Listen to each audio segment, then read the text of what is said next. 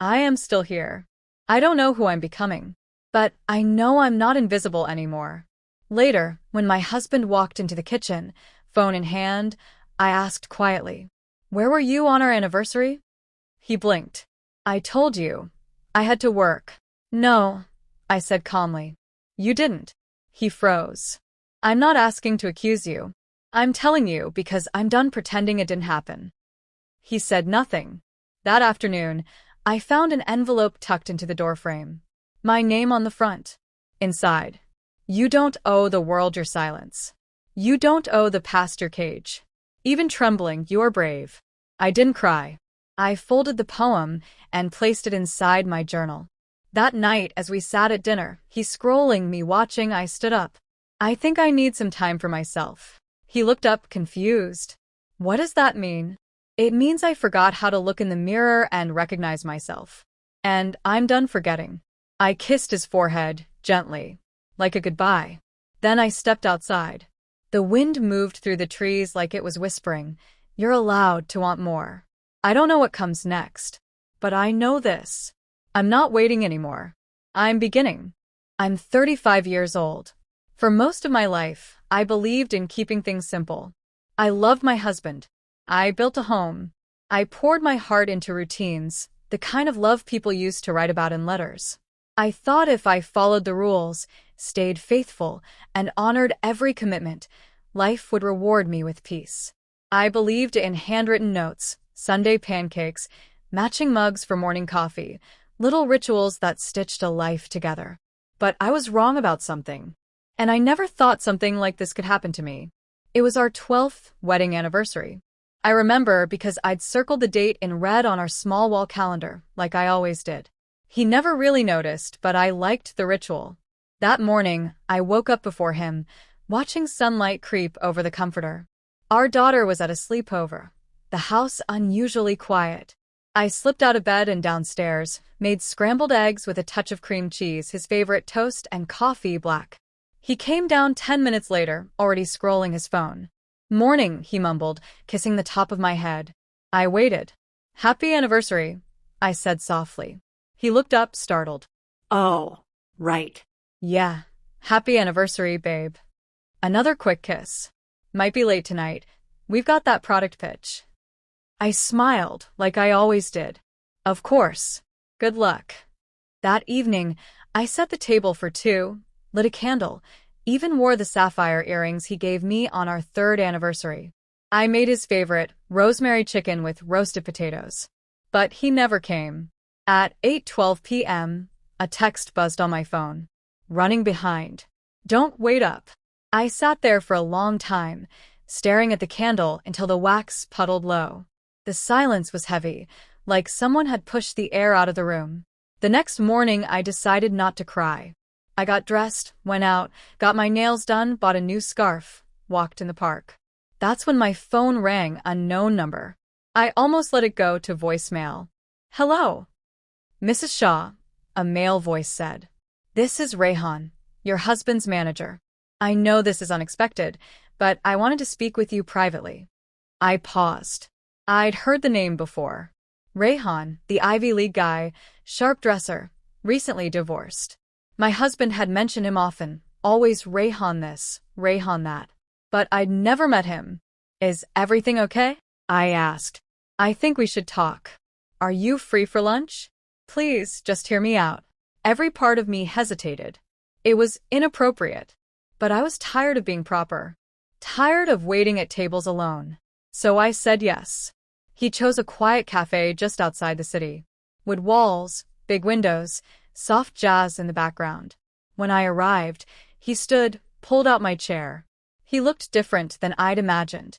Less polished. More real. Tired eyes, a stubble on his chin, a faint nervousness. "Thank you for coming," he said. "I know this is unusual." "I'm not sure why I'm here," I replied. He inhaled. "I just thought you deserved to know. Your husband didn't work late last night." My heart skipped. He wasn't in the office. I know because I was. He was seen at a hotel, someone from our team. A junior associate. I stared at the table. I didn't cry. I didn't speak. "I'm sorry," he said. I know it's not my place, but I've seen you before. Your name comes up often, and I've seen how he speaks to her. it didn't feel right to stay quiet. His voice wasn't cruel. It was quiet, careful. He leaned forward, voice softer. You deserved more than last night. And if no one else will acknowledge that, I will. There was no flirtation, just something deeply honest. I didn't know what to say, so I said nothing. We finished our meal mostly in silence. As I stood to leave, he touched my arm gently. Happy anniversary, Mrs. Shaw. That was the moment something inside me shifted, not in the world, but in me. Something long asleep stirred. The next morning, I watched my husband get ready, oblivious. No mention of the missed dinner. No apology. Just another kiss and see you tonight. But I wasn't thinking about him anymore. I kept hearing Rayhan's words, you deserved more. Later that afternoon, my phone buzzed again. Hope you're okay. No pressure. I'm at the cafe if you want to join me. I shouldn't have. But it didn't feel wrong. It felt necessary. 10 minutes later, I sat across from him again, a cappuccino in my hands and something fluttering in my chest. You didn't have to come, he said. I know. We talked. About life. About nothing. And then about everything.